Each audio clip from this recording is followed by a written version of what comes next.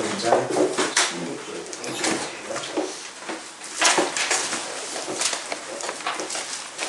그 사람들이 거기서 일어나서 소돔으로 향하고 아브라함은 그들을 정통하러 거기에 나가니라. 여호와께서 가라사대 나의 하려는 것을 아브라함에게 숨기겠느냐. 아브라함은 강대한 나라가 되고 천하만민은 그를 인하여 복을 받게 될 것이 아니냐.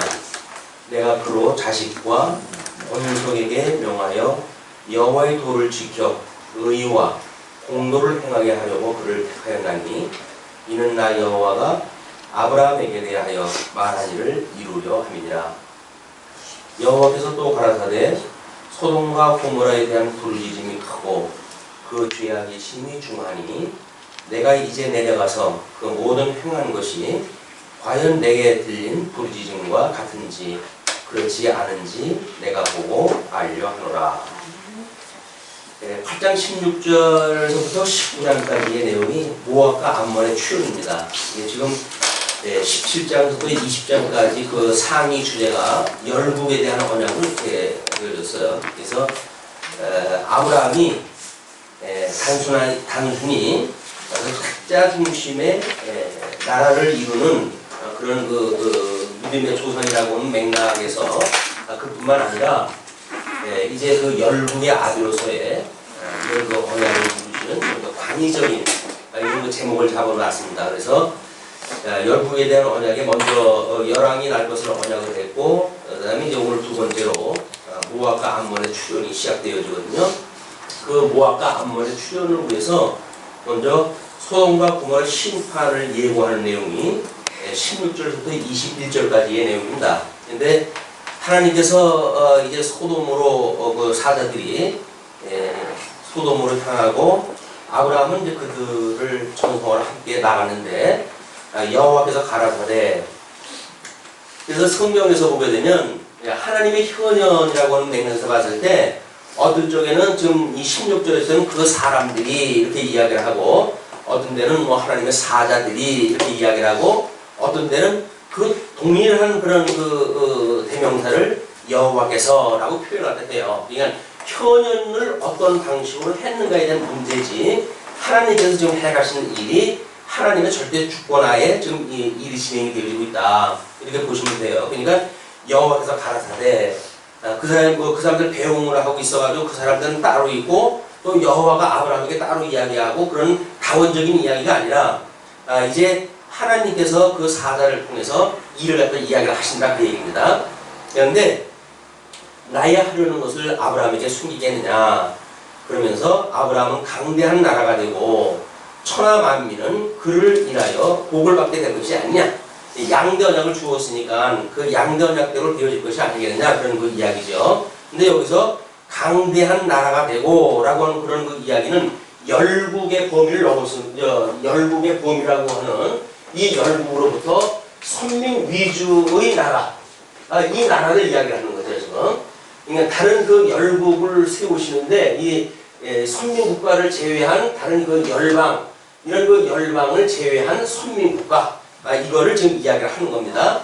강대한 나라가 되고 천하만민은 그를 인하여 복을 받게 될 것이 아니냐. 그러니까 이거는 복으로 이루어지는 일이고 이거는 저주를 이루기 위해서 이루어지는 그런 일입니다. 양대 언약이. 그렇기 때문에 내가 그로 그 자식과 권속에게 명하여 하나님의 도를 지켜 의와 공도를 행하게 하려고 그를 택하였나니. 그러니까는 그 아브라함 자식이나 권속에까지도 그 여호와의 도를 지키고 행하게 하시기 위해서 아브라함을 불렀다 그 이야기거든요. 그거는 지금 여기에도 포함되어지고도 여기에도 포함되어지는 거예요. 그래서 하나님의 공도, 공의라고 하는 그런 이 공의는 믿는 자에게는 이걸 이제 순종이라고 하는 열매로 나타나고 이걸 불순종이라고 하는 그런 그 열매로 나타나기 때문에 하나님께서 이 공도를 행한다라고 하는 그것이 지금 강하게 하는 선민국가와 마찬가지로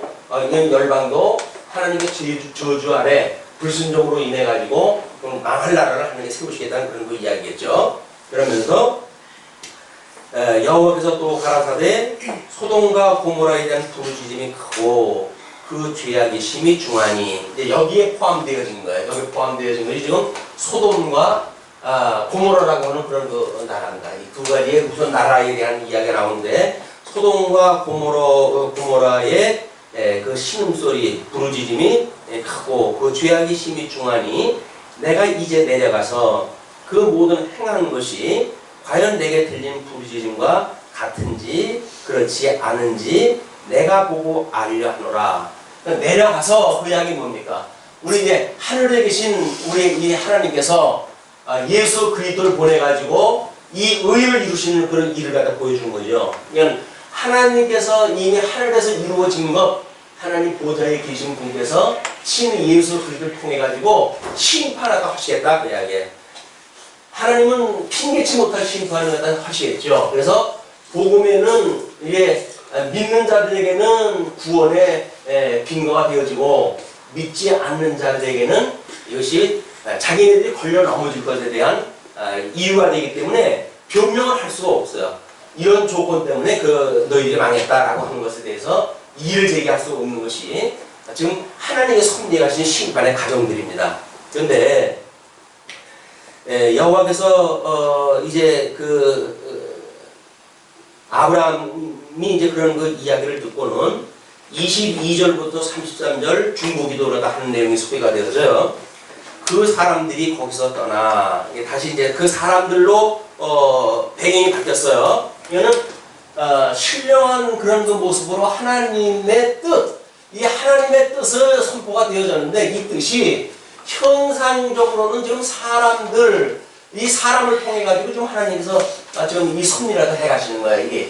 이걸 우리가 내재적이다 이렇게 이야기합니다. 내재적. 그리고 하나님이 해가시는 일을 초월이다 이렇게 이야기를 해요. 그래서 우리의 지금 보고 있는 세계관은 내재적 초월성인 그런 그 세계관을 우리가 가지고 있기 때문에 이쪽의 것만 가지고 말하게 되면 하나님의 뜻이 강가가 되어지고 또 이쪽 것만 가지고 이야기를 하게 되면 임마누엘 주님을 만날 수가 없는 거야. 아마 지금 현돈 뭐 이런 그 교회에서 일어나는 사람도 마찬가지죠. 우리 신앙생활 하다 보게 되면 어떻게든지 초월적인 하나님에 대한 거에 강조점을 두게 되면 우리는 편해져요. 왜? 모든 거 하나님한테 책임을 맡기면 되니까. 그러니까 하나님 절대 주권 아닙니까? 하나님이 해가시는 일 아닙니까? 이렇게 되어 있단 말이에요. 그런데 만약에 이게 이쪽으로의 어떤 그 강점이 지키게 되어지게 되면 이제 임마누엘 그런 그 주님으로 인해 가지고 그분을 만나지 못하는 한 우리는 자책이라고 하는 걸로 이게 이제 멈춰버리고 맙니다. 그래서 이걸 어떻게 이 구호를 균형을 감각을 갖는가. 그래서 하나님의 뜻, 그 다음에 예수 그리스도를 보내주셨던 임마누엘 예수 그리스도의 그런 그 속성, 이런 그 속성을 우리가 고루 이제 깨닫는 것이 하나님 배워가는 훈련이거든요. 근데 처음서부터 이 훈련이 되질 않죠. 말씀을 우리가 하나님 뭐 언약대로 다 이루신 분이야 만산 그분께서 해가셔 라고 하는 걸로 했을 때 우리는 초월적 시간을 가지고 있었어요. 대부분. 그렇기 때문에 우리한테 아무 문제가 없어요. 왜? 하나님께서 뭐 하게 하셨는데 뭐 문제가 있어요? 여기까지 이제 우리가 왔어요. 근데 그래서 과거에 우리 시편에서 나와져 있는 속성도 초월적인 속성만 강조가 되었단 말이에요. 거기에 있는 문제 제기를 우리가 하고 내재적인 어떤 속성, 이것이 그 공유적 속성으로 해가지고 임마누엘이신 예수 그리스도와 체유라는 이런 그 속성이에요. 인간하고의 어떤 그 공유할 수 있는 공유적 속성이라고 그렇게 이야기했어요. 하나님의 공유적 속성, 이거를 비공유적 속성. 이 비공유적 속성이라고 하는 건 하나님만 가지고 계신 거니까 우리한테 제대로 이렇게 전달이 안 돼요.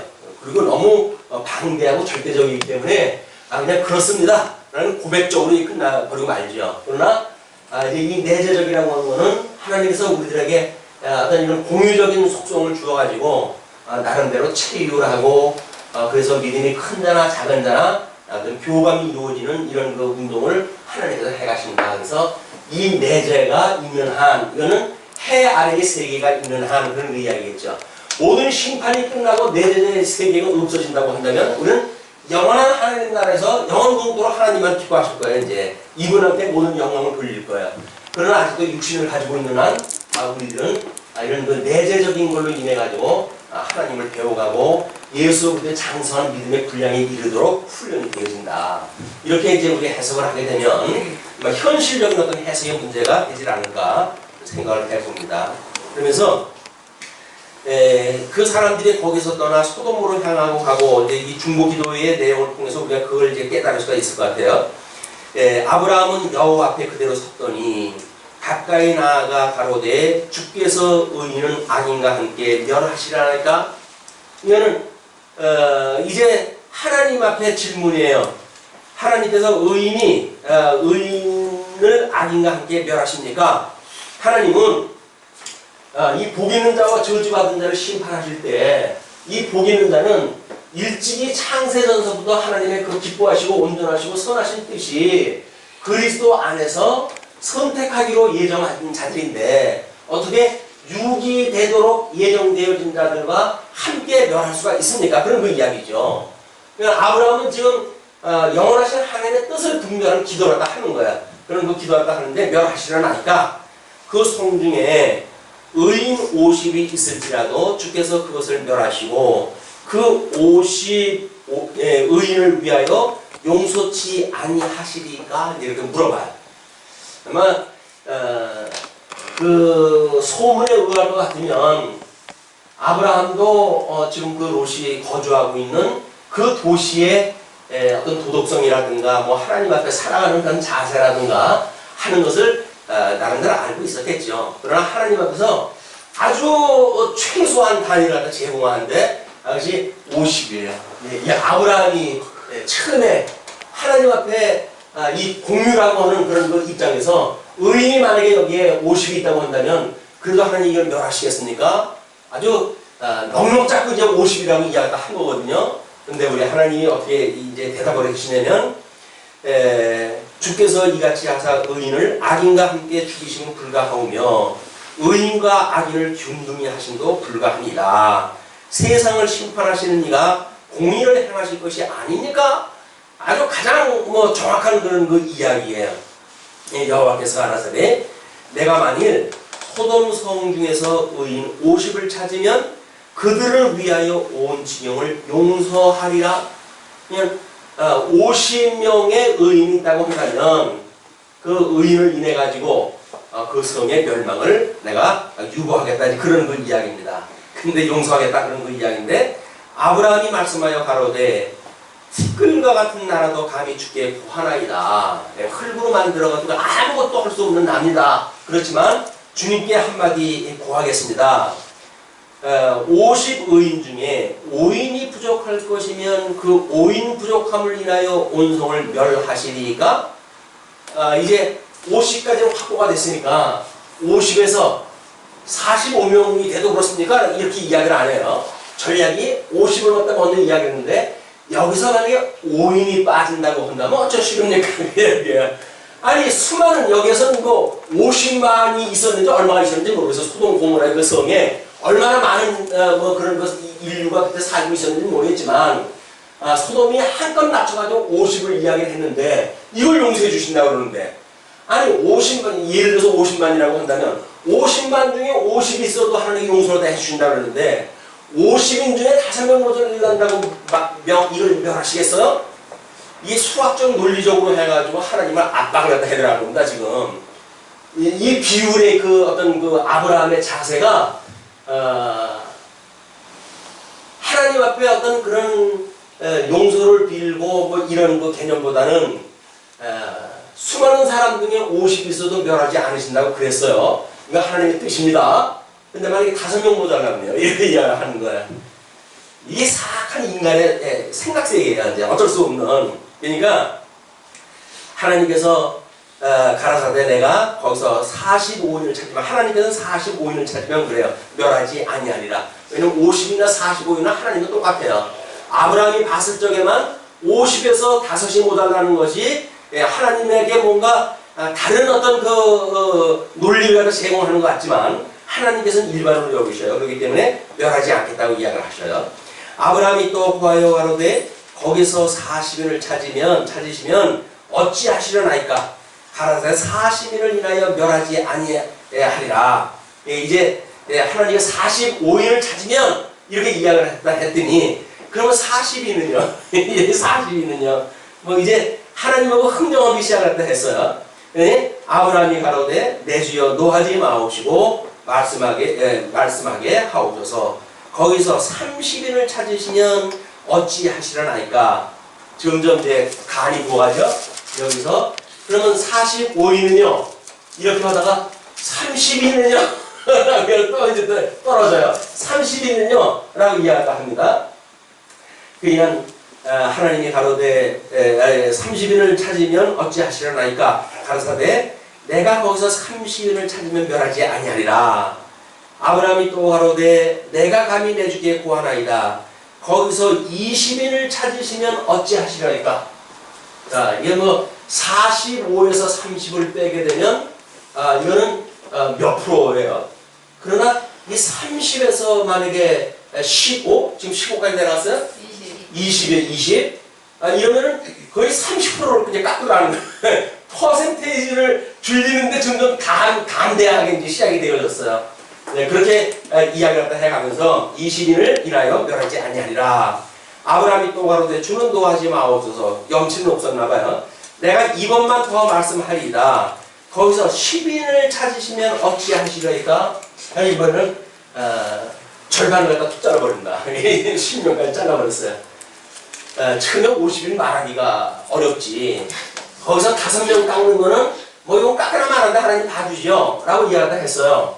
거기다가 이제 줄어드는 퍼센테이지를 하다 보니까는 말도 못하게 이게 확대가 되어지거든요. 이것이 인간의 이 부흥어에 대한 하나님에 대한 어떤 그런 그 인식세계를 갖다 보여주는 것 같아요. 어떻게 보면 하나님 앞에 가장 이게 하나님은 참 절대자인데 나 이 흑덩이 같은 내가 뭐 좀 잘못했다고 해가지고 너무 그러실 거 없잖아요. 라고 이야기했다 해가지고 하나님께 다 하십니다. 라고 하는 고백을 갖다 하고 계신단 말이에요. 근데 믿어지는 고백이 아니라 면피성 고백일 수가 있는 거예요, 이게. 우리들이 왜 하나님이 이렇게 만사 만물을 언약하시고 언약대로 이루어가신 여호와로 공부해 가면서 하나님이 다 하시는데 나한테 뭐 문제가 있어. 이게 왜 내 책임이야? 라고 이야기하는 그런 그 문제들이 과거에 우리들이 그 하나님의 의의를 보지 못했을 때 문제였단 말이에요. 왜 말씀 좋다고 그러면서 예수 그리스도가 나타나질 않고 예수 그리스도의 그런 심정이 되질 아니하고 왜 이렇게 되어집니까? 우리가 이렇게 질문을 했었는데, 그래서 이거는 그걸로만 안 되겠다. 이 나라라고 하는 것과 의라고 하는 이 두 가지를 양면하게 축으로 보는 것이 맞다. 이렇게 해가지고 이제 우리가 성경을 재조명을 하기 시작을 한 거란 말이에요. 그러니까 이 나라를 이루어가시는 건 맞아요. 하나님 절대 주권대로 이루어갑니다. 그러나 하나님께서 나에게 복을 주시지 않으면 이것이 다 무슨 소용이 있습니까? 이제 그런 그 이야기고, 오직 의인은 한 분뿐인 우리 예수 그리스도 그분인데 그 예수 그리스도 한 분을 우리가 여기서 만나는 것에 대한 문제. 사실은 50인이 45인이 20인이 이건 다 소용이 없어요. 여기서 메시아 되시는 우리 예수 그리스도 한 분이면 다 해결되는 문제란 말이에요. 그러나 지금 아브라함은 하나님 앞에 10명까지 깎아내리는데 성공을 일단 했어요. 자기의 그런 뜻대로. 마지막으로 내가 한마디 더 하는데 10명은요. 10명은요. 우리 이제 기도할 때 그런 거 잘 생각해 보시면 이 기억이 나실 거예요. 그럼 5명 정도 빠지면 하나님 저 이런 하고 싶은데요. 이런 거 좀 들어주시지 않으시겠어요? 하나님께서 응답이 아무래도 안 내려와. 거기서 한 5명 정도, 이거 5 정도 빠지는 거면 들어주시겠어요? 그래가지고 흥정을 우리가 해가지 않을까. 이런 그 생각이 듭니다. 뭐 지금까지 해왔는데 모르겠어요, 저도. 근데 이제 여호와께서 아브라함과 말씀을 마치시고 즉시 가시니 아브라함도 자기 곳으로 돌아왔더라. 헤어졌어요. 그러면서 19장에 이제 들어와가지고 1절로 3절 무시 천사 영접을 하게 됩니다. 날이 저물 때에 그 두 천사가 소돔에 이르니 마침 롯이 소돔 성문에 앉았다가 그들을 보고 일어나 영접하고 땅에 엎드려 절하여. 소돔 고모라에 비록 가 있었던 롯이지만 아브라함과 여행을 같이 했었잖아요. 아브라함과의 그 여행을 갖다 했을 때 나름대로 아브라함을 통해 가지고 하나님의 섭리하는 복도 그가 보았고, 그리고 그 복으로 인해 가지고 아브라함이 이루어져가는 걸 보았고, 그러니까 충분히 어느 정도 이제 교육이 되어졌으니까 원래 소돔과 고모라에 살던 사람들하고는 조금 차별화가 됐어요. 예, 거기서 앉아가지고 천사를 영접하다 하는 거야. 이제 여기서는 두 천사라고 이제 나온다. 앞에서는 사람이라고 그랬고 여기 천사라고 나와져 있어요. 이제 천사를 영접을 했다 하고 땅에 엎드려 절하여 가로되 내 주여 돌이켜 종의 집으로 들어와 발을 씻고 주무시고 일찍 일어나 갈 길을 가소서. 그들이 가로되 아니라 우리가 거리에서 경야하리라. 예, 그 초청을 굳이 이제 사용을 합니다. 그리고 거리에서 경야하다 하겠다는 거예요. 그런데 그 도시의 어떤 그런 그 문화를 잘 알고 있는 롯의 입장에서 간청함에 그제야 돌이켜서 그 집으로 들어오는지라. 롯이 그들을 위하여 식탁을 베풀고 무교병을 구우니 그들이 먹으니라. 그래서 종의 집으로 들어와 발을 씻고 주무시고 이렇게 하라고 하는 그 이야기가 옛날에 손님을 맞이했던 그런 그 자세란 말이에요. 근데 예수님 오셨을 때 여인이 옥합을 깨뜨려가지고 발에다 붓고 머리털로 그걸 닦으니까 제자가 한다는 말이 그 비싼 걸 갖다 왜 그러냐 이렇게 이야기를 하죠. 예수님께서 너는 내가 여기 방문했을 때 이런 시켜주지도 않았으면서 그 여인한테 이렇게 시켜주는 걸 가지고 이게 타박하는 이유가 뭐냐. 죄 사함을 많이 받았던 그 사람이 이런 그 은혜가 많은 것이다. 그냥 은혜가 많은 걸 이야기를 하는 거예요. 죄 사함이 많은 것이. 그냥 지금 롯이 손님의 발을 씻기고 하는 그런 그 절차는 예수 그리스도가 이 땅에 오셨을 때 이분을 알아보고 이를 맞이하는 자에 대한 예표적인 사건입니다. 그러니까 지금 롯은 적어도 이제 그렇게 보았던 거예요. 그런데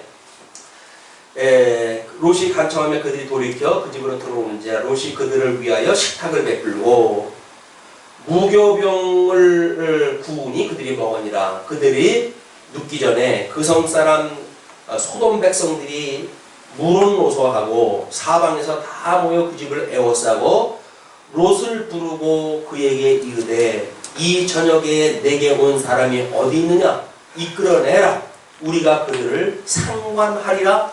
그냥 이때는 이미 동성애가 만연한 시대예요. 동성애가 만연한 그런 그 시대인데, 아니 그래도 그렇지 물은 노소하고 이거 뭐 젊은이 애 할 것 없이 집을 갖다 에워싸고는 그 온 천사를 갖다 내놓으라는 거예요. 이제 이들은 천사가 아니죠. 그들이 봤을 적에는 사람이라는데 뭐 그때나 이때나 천사는 예쁜 그 미소년으로 표현이 되어지고 그랬기 때문에 아마 이들은 그들을 아름다운 미소로 보지 않았을까 이렇게 짐작이 되어져. 상관을 하겠다고 합니다. 롯이 문 밖에 무리에게로 나가서 뒤로 문을 닫고 들어가지 못하게끔 문을 닫고 이르되 청하노니 내 형제들아 이런 악을 행치 말라. 소돔 고모라에서 일반 백성들이 하는 것은 악으로 지금 이제 규정을 하다 합니다.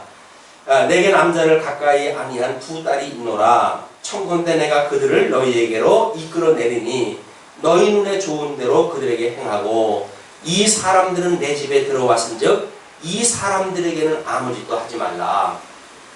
이건 무슨 또 막말입니까? 아니 두 딸은 뭐 행패를 당해도 되나요?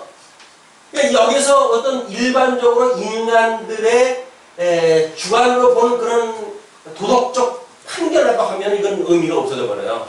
하나님께서 지금 이 롯으로 하여금 집에 맞아들이는 천사들, 이제 그건 천사로 알아보지는 않았지만 나그네로 알아봤지만 그 나그네들을 영접하는 그 예는 다 했지만 자기의 그 두 딸을 내어주고 한다는 것도 말이 안 되죠. 만약에 그들을 용납을 한다고 하면 자기 딸도 자기가 지켜야 되죠.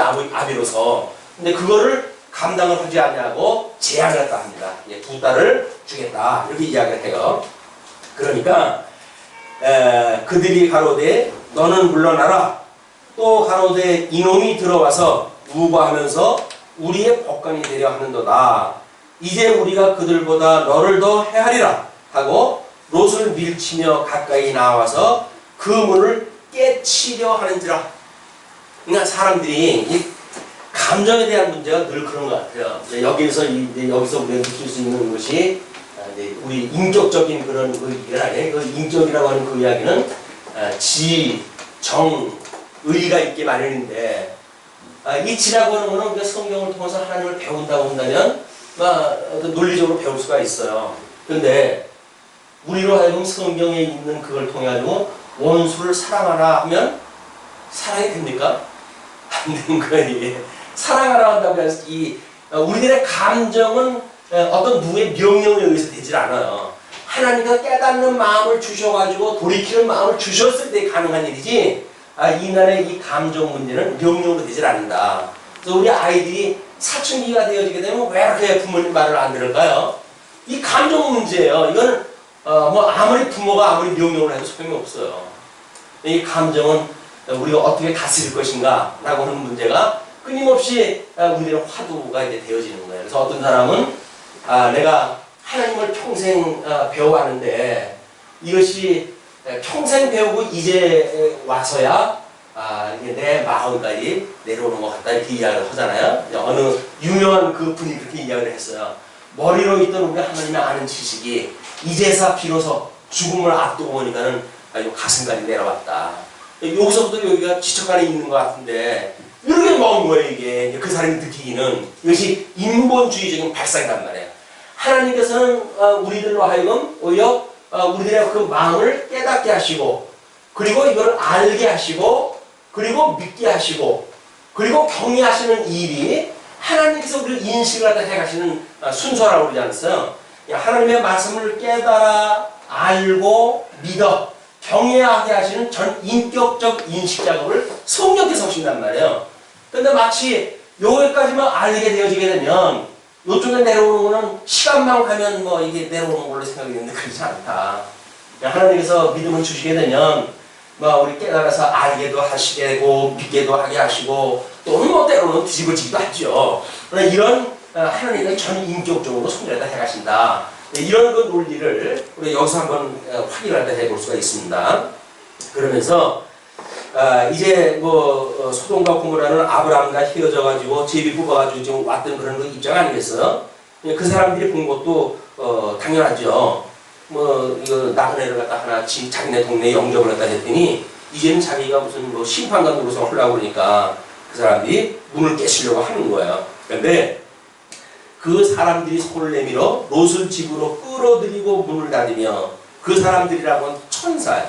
천사들이 롯을 집으로 끌어들이고 문을 닫았어요. 그런데 문 밖에 무리로 물어내서하고 그 눈을 어둡게 하니 그들이 문을 찾으려고 곤비하였더라.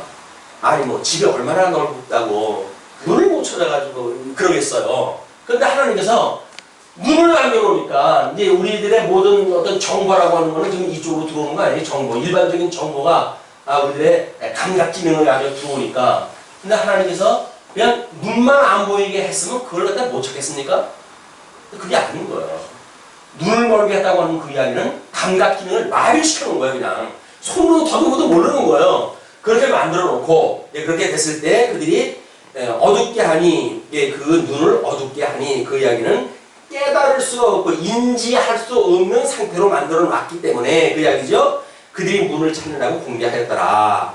이러면서 12절 이제 심판이 선언이 되어 있는데 그 사람들이 롯에게 이르되 이 외에 내게 속한 자가 또 있느냐? 내 사위나 자녀나 성중에 내게 속한 자들을 다 성 밖으로 이끌어내라.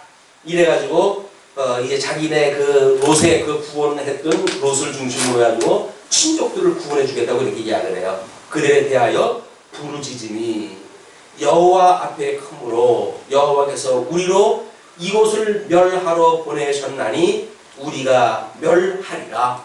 멸하는 건 결국은 하나님께서 천사를 보내가지고 지금 이걸 멸하시겠다는 이야기거든요. 근데 이제 중보자가 나왔으니까 이제 여기서는 롯이라고 하는 그런 그 인물이 중보자로 이제 등장을 한 거예요. 그래서 그 하나님의 사람들을 영접을 하고 그리고 모든 사람들의 죄를 용서하다 빌게 되어지는 그런 그 입장인데 그 롯에게 너에게 속해져 있는 우리가 이 속하다라고 하는 것이 뭐라고 그랬어요? 우리 예수 그리스도에 속한 것 이것이 성도라고 그러지 않았어요? 그런데 만약에 마귀 사단에게 우리가 속했다라고 하는 그것이 우리 여기에 이 사단에게 속했다는 이야기는 이거의 통치를 받는 이런 그 사람이라는 거예요. 우리가 통치를 갖다 받는 사람이다. 그냥 우리가 누구에게 속했느냐가 중요한 거예요. 예수 그리스도에 속했다고 하는 것이 우리가 얼마나 이게 복된 일인지 모릅니다. 이 은혜 중에 과하게 되어진 일이기 때문에 그냥 이거를 보여주기 위해서 너에게 속해져 있는 사람이 누가 있느냐 그 이야기예요. 사위나 뭐 누가 더 있느냐 이렇게 묻습니다. 그런데 그 롯이 나가서 그 딸들과 정혼한 사위들에게 고하여 이르되 정혼까지 했을 정도는 그만큼 이제 자식을 둘 만한 연령이 됐다는 이야기죠. 여호와께서 이 성을 멸하실 터이니 너희는 일어나 이곳에서 떠나라 하되 그 사위들이 농담으로 여겼더라. 이거 어쩔 수가 없어요. 하나님의 이 말씀을 소개하는데 이걸 이런 지금 말씀을 전했잖아요. 지금 말씀을 전했어요. 근데 깨달아 아는 것이 아니라 이걸 농담으로 여긴다는 이야기예요. 아이고 장인어른 예비장인이에요. 장인어른 지금도 어떻게 그런 참 생각을 하십니까? 천사가 어디 있고 세상에 우리 심판이 어디 있어요? 아유 참 우리 사돈 이 장인어른 창피해서 제가 말을 못하겠네. 이게 현대 신학자들이나 현대 예수를 믿는 사람들의 이야기예요. 하나님의 심판이 있다, 이 동정녀 마리아 몸에서 태어났다, 뭐 이런 것들 일체 믿지 않는 거예요. 그리고 아니 하나님이 뭐 가연설이니 뭐 잠깐 와가지고 이런 걸 우리한테 교훈을 갖다 했던 선생은 될 수 있을지언정 이분이 무슨 구주냐 이건 아니다.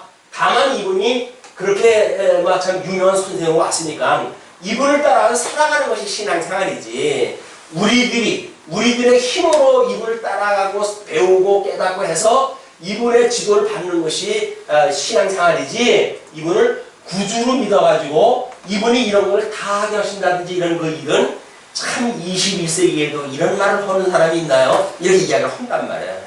그 사람들은 뭐 자연과학의 도사들 아니에요 지금. 그럼 자연과학적으로 확인되지 않는 걸 믿을 수가 없지 않습니까? 믿지 않는 거예요. 이런 문제가 이 사위들처럼 이게 자유주의 신학을 가지고 있는 사람들, 사위들이 농담으로 여깁니다. 우리 보수주의 신학자들은 한마디로 전부 고지식하고 그리고 하나님의 그런 어떤 신비로움 이런 것들을 아직도 이야기하는 그래서 마치 뭐 어떤 동화책을 갖다 보여주는 것처럼 이런 하나님을 믿는다고 해야지 그 사람들은 비웃거든요. 농담으로 여기는 거예요. 진리의 말씀을 농담으로 여기는 자들 이런 자들이 소돔과 고모라 멸할 때 함께 멸했던 것처럼 이것이 예수님 오시는 날 멸망되어지는 것은 당연한 일입니다. 이게 우리가 하나님의 말씀을 농담으로 여기는 것만큼 답답한 일이 없죠. 그 이야기를 들으면 우리 가슴을 쳐야 되는데 그 말씀을 듣고 에이 뭐 하나님이 설마 그러시겠어 그러잖아요. 천지를 지으시는 하나님이 내가 좀 그랬다고 해가지고 뭐 삐져 그러시겠어? 왜 삐져가지고 그런 얘기는 뭐 이렇게 이야기를 해요. 하나님 만사를 언약대로 이뤄가시는 분인데 우리의 삶이 조금 삐딱하다고 해도 하나님께서 우리를 다 멸하시겠어? 농담으로 여기는 거예요. 왜? 우리들의 행위 언약은 이미 하나님께서 양대 언약을 이루시기 위한 조건으로 주어진 겁니다. 이게 그냥 우리한테 그런 마음이 있었을 때 하나님 앞에 아 주님 내가 아직도 이렇게 하나님의 말씀을 농담으로 여길 만큼밖에 안 돼요 라는 생각이 들어가지고 우리 구속주인 예수 그들을 만나도록 우리가 끊임없이 하나님 앞에 간구하고 은혜를 구하고 하는 우리들의 삶이 있단 말이에요. 여기에 성도들의 삶이 있는 거예요. 그런데 하나님이 다 하시는데 내가 그 왜 이런 것도 못 들어오느냐. 기도한다고 하나님이 그거 들어주시나? 이런 이야기하는 거 아니에요? 기도한다고 하나님이 들어주십니까? 맞아요 논리가. 그런데 하나님의 뜻이면 기도하게 하시겠죠. 이렇게 인격을 갖다 하나님의 주관을 갖다 해가시는데 하나님의 뜻이면 하나님의 사람들로 하여금 하나님의 마음을 알게 하시고 그 뜻을 구하게 하시겠지. 어때 하나님의 뜻을 구한다고 해야지 이루어 주시겠느냐 라고 형식 논리를 가지고 하나님의 말씀을 마치 농담거리로 만들어 버리냔 말이에요. 아직도 뭐 우리가 은혜를 구하고 하나님 앞에 기도하고 그러면은 아이고 아직도 이거 하나님 앞에 기도를 왔다 하고 살아요? 하나님 앞에 뭐 우리가 이렇게 하고 살아요? 라고 해가지고 그런 사람들을 비하하는 일이야말로 이게 또 다른 농담의 세계예요. 우리 하나님께서 우리 예수님께서 이 땅에 오시고 치유를 하셨다고 하는 그 이야기는 예수 그리스도가 이루었던 그런 그 일들을 우리 장성한 믿음의 분량까지 주님께서 우리를 이루어 가시는 분이에요. 믿음이 어리면 어린 대로 기도하게 하시고 성장되어졌으면 성장된 대로 기도를 하게 하시지 기도한다고 해서 하나님의 뜻대로 이루어지나? 그러니까 기도 다 폐기시켜버리잖아요. 맞아요. 그런데 하나님의 뜻이라고 한다면 사랑하는 자들에게 아까 천사들이 뭐라 그랬어요? 아브라함한테 하나님의 뜻을 내가 너한테 알리지 않고 이러다 행하겠느냐 그러잖아요. 그러면 이 뜻을 우리한테 알려주지. 이걸 안 알려주겠어요. 그냥 우리가 너무 잘 알고 있는 그런 논리가 오히려 망하는 길로 인도하는 논리가 되어버린단 말이에요. 왜? 어떤 한쪽 개만 치우치니까. 이걸 안 보니까. 그래서 우리가 이렇게 양대 언약을 하나님의 의와 나라라고 본 거는 10번, 100번 이것이 정당하다는 생각이 자꾸 듭니다. 신앙생활을 해가면 해갈수록 성경을 읽으면 읽을수록 뭐 우리 그 믿음의 선배들이 뭐 그 수백 년을 걸쳐가지고 이 구속에 대한 거를 은혜를 가지고 하나님 나라를 사모하고 했던 사람들인데 어느 날 아침에 그게 없어질 일은 없잖아요. 그렇다고 해서 뭐 이 시대기에 등장한 하나님 나라 중심으로 성경 본다는 방법이 틀리다는 이야기는 아니에요. 그 전에 봤던 그런 그것에 문제가 있는 것이 아니라 너무 부분적으로 보았다는 거지요.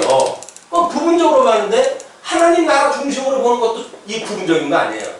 그냥 이거를 본 것도 부분이고 이걸 갖다 본 것도 부분이다. 이걸 묶어내는 것이 통속적인 의미란 말이에요. 다 성경에서 말하고 있는 복과 나라를 우리가 다 아우러지는 이런 거 언약을 믿고 살아가야 내재적으로 초월되어진 세계관을 가지고 어떤 한쪽에 치우치지 않는 신앙생활을 하게 됩니다. 자, 그러면서 그 동틀배의 15절, 동틀배의 15절서부터는 뭐 특별히 나왔나요? 14절서부터 구원받은 롯의 가족들에 대한 것이 이야기가 되어지는 건데 농담으로 여겼고 동틀배의 천사가 롯을 재촉하여 가로되 일어나 여기 있는 내 아내와 두 딸을 이끌라 이 성의 죄악 중에 함께 멸망할까 하노라. 이는 중보자가 있음에도 불구하고 그 성을 이제 심판할 때가 많을까봐 그러니 너는 빨리 내 아내와 두 딸을 이끌고 성을 떠나라. 그러나 롯이 지체하며 그 사람들이 롯의 손과 그 아내의 손과 두 딸의 손을 잡아 인도하여 성 밖에 두니 여호와께서 그에게 인자를 더하시려더라. 이게 하나님의 초자연적 은혜의 손이라는 거예요. 인간은 어떻게든지 이 죄 가운데 있는 이런 그 죄의 문제로부터 다른 세계로 나가고 싶지가 않아요. 돼지운에서 나가고 싶지가 않아요. 하나님께서 강제로 두 손을 갖다 꼼짝 못해 붙들고 그리고 우리가 다 끌어낸단 말이에요. 이게 하나님의 구원의 방법인 거예요. 이게 인간의 어떤 공로가 들어간다든지 그런 것이 아니라 하나님의 절대적인 은혜로 구원을 받게 되어진다. 두 손 꽁꽁 묶고 뭡니까 미아리 고개 이야기하는데 두 손 꽁꽁 묶고 끌고 가는 거예요. 한 거 할 수가 없어요. 끌고 가는데 하나님의 이 은혜는 불가항력적 은총이다. 그 이야기야. 불가항력적 은총. 불가항력적 은총이라는 건 뭐예요? 하나님 앞에 한 거 할 수 없는 이런 은총을 갖다 우리한테 주신 거다. 구원을 받고 싶으면 받고 구원을 받기 싫으면 안 받고 이런 것이 아니에요. 하나님의 구원은 저기서 이미 선택하기로 예정되었다고 한다면 여기서 아무리 인간의 이 어떤 이 저항이 있어도 하나님은 구원을 해주신다. 그러니까 그 사람들이 이제 그들을 바깥으로 이끌어내는 이르되 도망하여 생명을 보존하라. 돌아보거나 들에 머물거나 하지 말고 산으로 도망하여 멸망을 면하라. 뒤돌아보지 말라는 거거든요. 오늘도 이제 이 하나님의 구원을 받은 사람들이 자꾸 이 죄에 우리 있었던 이곳 거기도 괜찮은데 매력이 있는데 라고 하지 말라는 이야기예요. 거기를 쳐다보지 말고 도망을 갖다 해라 이렇게 이야기를 합니다. 그런데 그 종이 주께 은혜를 얻었고 주께서 큰 인자를 내게 베푸사 내 생명을 구원하시려나 내가 도망하여 산까지 갈 수 없나이다. 두렵건대 재앙을 만나 죽을까 하나이다. 너무 멀어가지고 도망가다가 죽을지 모르니까 보소서 저 성은 도망하기 가깝고 작기도 하오니 나로 그곳에 도망하게 하소서. 이 작은 성이 아니니까 내 생명이 보존되리이다. 해가지고 결국은 산으로 도망가도 아무런 여기 영향력 없는 곳으로 도망을 가라고 그랬더니 뭐 별 영향력이 있겠어요? 조그만 성이 있는데 이 성으로 피하면 어떨까요? 이 조그만 성으로 피하면 어떨까요? 나도 이야기할 때 해요. 그냥 당장은 지금 구원할 때 해줘야죠. 왜? 열국을 이루시기 위해서 이 손을 갖다 해가신 거니까 롯을 구원을 갖다 해야 되고 소돔과 고모를 멸을 갖다 해야 되겠고 그래서 작은 성을 이제 보고 요청하는 이런 그 롯에게 이렇게 이야기를 합니다. 그가 그에게 이르되 내가 이 일에도 내 소원을 들었은즉 너의 말하는 성을 멸하지 아니하리니. 이 소돔의 그 인근에 있는 작은 성이 하나 있었는데 그 성도 롯 때문에 이제 멸망을 하지 않는 거예요. 그리로 속히 도망하라. 내가 거기 이르기까지는 내가 아무 일도 행할 수 없노라 했더라. 하나님의 심판은 택한 백성이 구원받기 전까지는 이루어질 수가 없어요. 끝내 오래 참으신다. 그래서 그 성 이름을 소알이라 불렀더라. 23절부터 이제 롯이 소알에 들어갈 때 해가 돋았더라. 여호와께서 하늘 곧 여호와께로서 유황과 불을 비같이 소돔과 고모라에 내리사 그 성들과 온 들과 성에 거하는 모든 백성과 땅에 난 것을 다 엎어 멸하셨더라. 이 불로의 심판인 거예요. 그래서 지금 이제 애굽으로부터 나왔을 때 물의 심판, 그리고 소돔과 고모라의 이 불의 심판, 이것이 예수 그리스도가 세례받을 것을 갖다 예표적으로 보여주는 사건입니다. 예수님이 어떻게 당신의 택한 백성들을 대신해서 심판을 받을 것인지에 대한, 그래서 내가 이제 받을 그런 세례가 있다, 이런 거 이야기를 하시는데, 바로 그 세례에 대한 이야기들, 이런 여기서 신학적인 그런 그 어떤 근거를 가지고 오죠. 그러면서 다 엎어 멸하셨다. 그 온 들과 성에 거하는 모든 백성과 땅에 난 것을 다 엎어 멸하셨더라. 롯의 아내는 뒤를 돌아본 거로 소금 기둥이 되었더라. 자, 우리는 아람이 성과 악을 알게 하는 과일나무 열매를 따먹었기 때문에 에덴 동산 내쫓겼어요. 그러면 에덴 동산에서 내쫓겼다라고 하는 그런 그 이유 때문에 이 어떤 그 엄청난 사건 결과를, 아니 성과 악을 알게 하는 금과 하나를 따먹었다고 해가지고 지금 이쪽으로 내쫓는다고 하는 건 하나님의 이 어떤 하시는 일이 너무 과한 거 아닙니까? 라고 하는 생각이 들잖아요. 근데 이것은 하나님과 같이 되려고 하는 것은 속성 때문에 그런가. 하나님께서 선을 아는 일에, 선과 악을 아는 일에 하나님과 같이 되어졌으니까 이제 영생하는 과일 열매만 따먹기 때문에 어떻게 돼요? 하나님과 영원한 갈등을 가지고 영원한 존재가 되어지니까 하나님께서 영원한 갈등 관계를 갖게 되잖아요. 그렇게 하고 싶으신 게 아니에요. 하나님의 뜻은 이 선과 악을 알게 하는 일, 모든 기준은 하나님 앞에 있어야 돼요. 영원한 생명을 주관하시는 건 하나님께만 있어야 돼요. 그걸 인간이 교만해져가지고 하나님과 같이 되기 때문에 따먹지 말라고 했던 거야 라고는 사단의 꼬임에 빠져가지고 그걸 따먹게 되었으니까 이거는 결국 하나님과 같이 되려고 하는 그것 때문에 이렇게 되어진 거다, 그 이야기예요.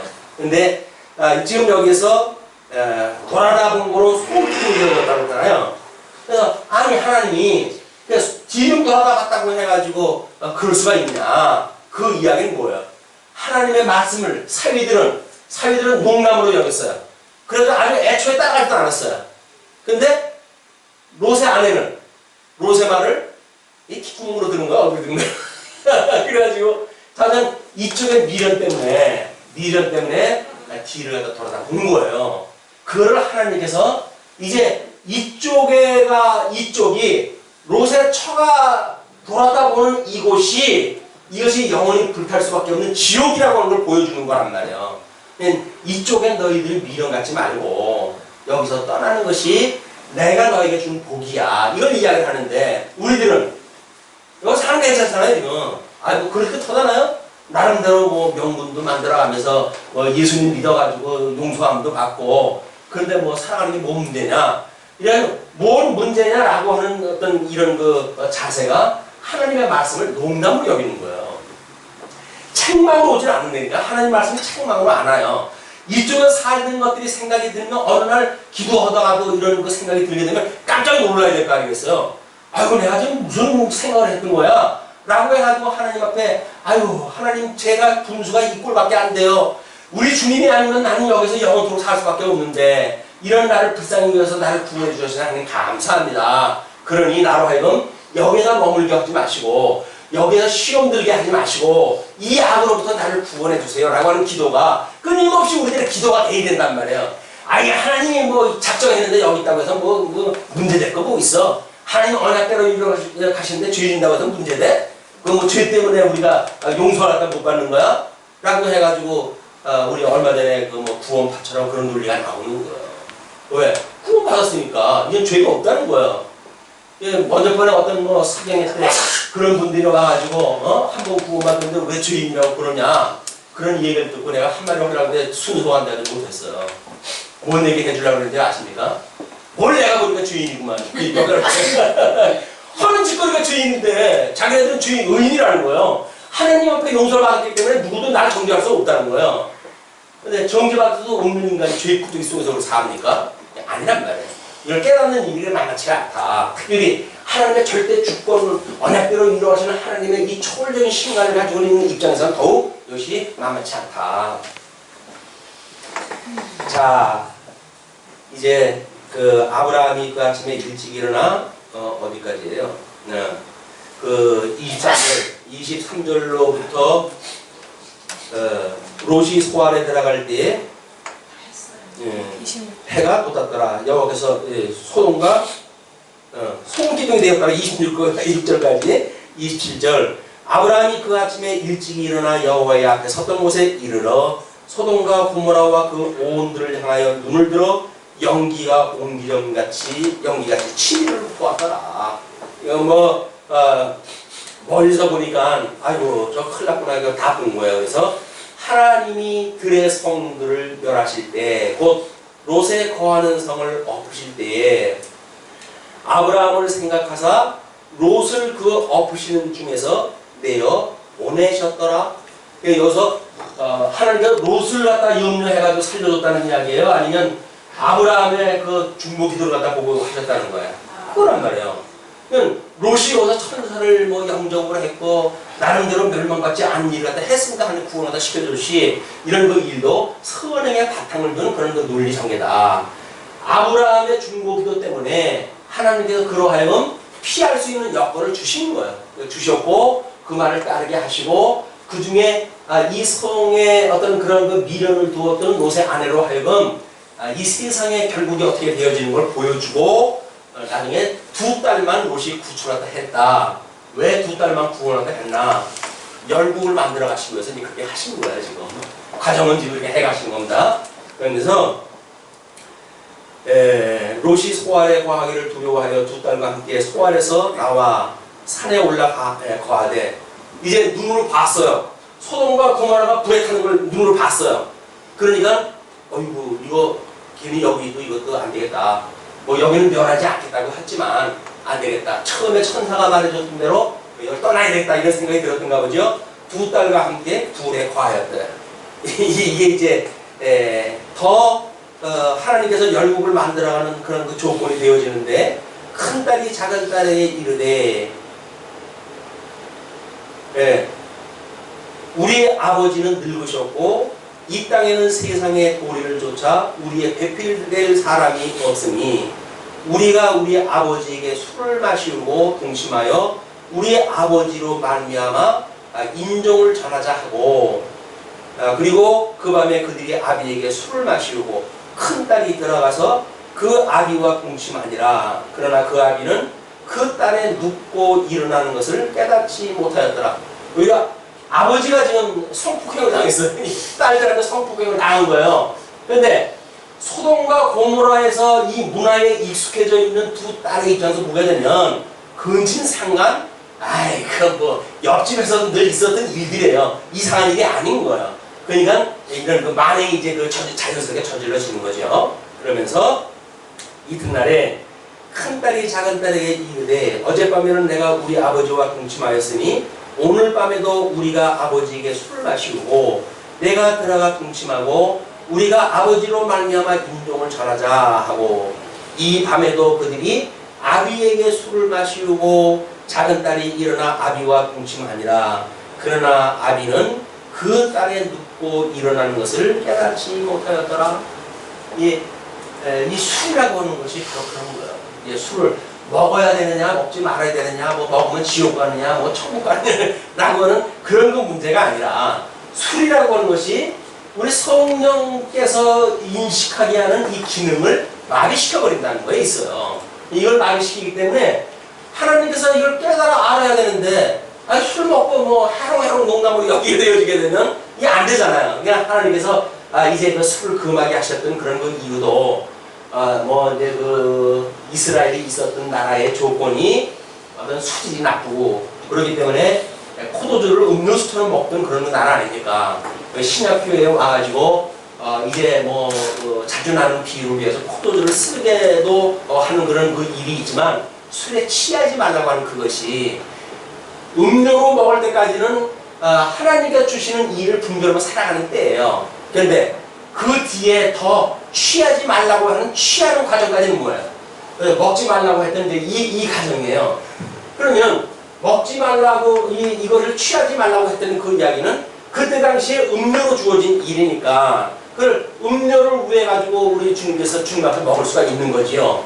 그런데 취하지 말라고 했던 그 이야기는 뭡니까? 이제는 나의 유익을 위해 가지고 먹기 시작하는 거예요. 그때부터 나의 쾌락을 위해서 먹기 시작하는 거란 말이에요. 그래서 나를 위한 것이냐 아니면 주님께서 살아가게 하는 형편, 환경 이런 거에 의해 주어지는 하나님의 은혜의 선이냐라고 하는 거는 같은 술이라도 달려지는 거예요. 이제 그래서 나의 욕심을 위해서 살아가는 일, 우리의 죄라고 하는 것은 뭐냐? 나의 이 하나님과 같이 되어져서 선악을 아는 일이 하나님과 같이 되어지고 그래서 내가 선악의 기준을 내가 갖는단 말이에요. 이게 죄다. 이렇게 보시면 되겠죠. 그러면서 이제 그렇게 되어지니까 롯의 두 딸이 아비로 말미암아 잉태하고 큰 딸은 아들라 이름을 모압이라 하였으니 오늘날 모압 족속의 조상이요. 모압이라고 하는 뜻은 아비의 소생, 아버지의 무리라고 하는 그런 뜻이라고 그렇게 이야기를 합니다.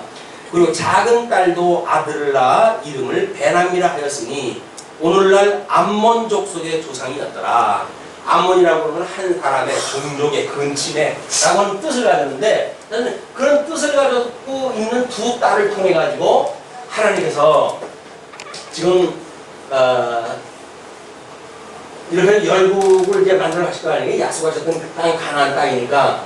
근데 여기에 모압과 암몬이라고 하는 요단 동편 땅을 이 두 나라 사람들로 하여금 차지하게 한 거예요.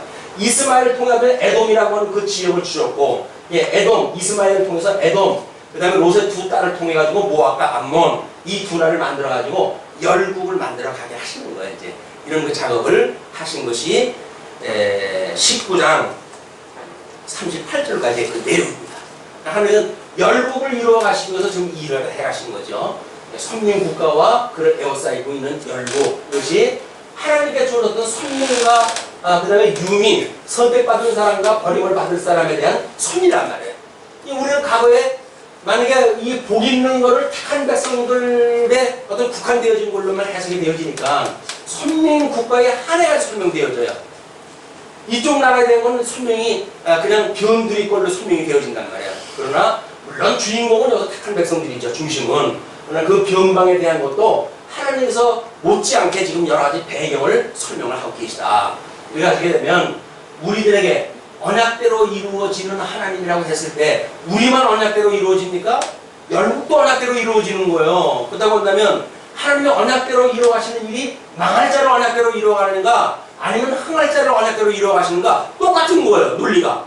그런데도 언약대로 이루어가시는데 우리가 그런다고 어때? 라고 이야기하는 그거는 한쪽만 우리가 봤기 때문에 나타나는 이게 나쁜 결과라고 보여집니다. 그래서 하나님의 이 양대 언약이라고 하는 그거는 복 있는 자와 저주받은 자를 공히 설명을 하고 있기 때문에 은혜로 붙들려 있다고 하는 이 은혜의 감동이 없으면 이쪽에 있는 자도 괜찮다 이렇게 생각이 든다니까요. 뭐 하늘도 언약대로 하시는데 뭐 어디 가겠어? 이렇게 생각을 한단 말이에요. 망할 자를 망하게 하시는 것도 하나님 언약대로 이루어가는 일이고 하나님 앞에 구원을 받을 자도 언약대로 이루어가시는 수입니다. 두 개가 다 언약대로 이루어가기 때문에 언약대로 성취되어지는 언약대로 이루어가신 여호와 하나님, 그 여호와 하나님이라고 하는 그런 어떤 형식 논리 때문에 우리 위로를 받는다는 이야기는 자칫 잘못하게 되면 이쪽에 있으면서도 그걸 전혀 눈치를 못 챈단 말이에요. 아니다. 하나님의 이 선민으로 해가지고 선택을 받았다는 이야기는 복 있는 자로 우리를 다 부르신 거고 이쪽에 있는 자는 복을 상실한 자리에서 영원히 있게 만드는 일이고 끝내 소돔과 고모라를 불태워버리듯이 불태워버릴 것에 대한 열방에 대한 이야기다. 이렇게 보시게 되면 아마 열국에 대한 그런 그 이야기를 쭉 확인할 수가 있을 것 같습니다. 네, 오늘 여기까지 기도하시겠습니다.